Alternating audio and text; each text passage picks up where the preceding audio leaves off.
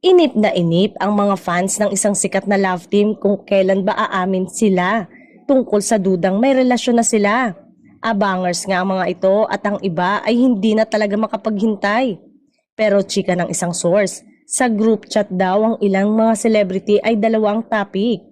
May nagsabi nga raw na talagang hindi magjowa ang mga ito. Sobrang close lang daw ang dalawa at may isa raw ang hindi pa nakapag-commit sa relasyon.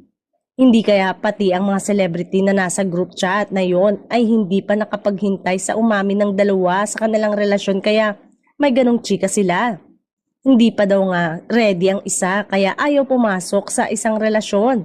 Nako, tiyak naman na sasama ang loob ng ilang mga fans na umaasa na sila talaga in real life.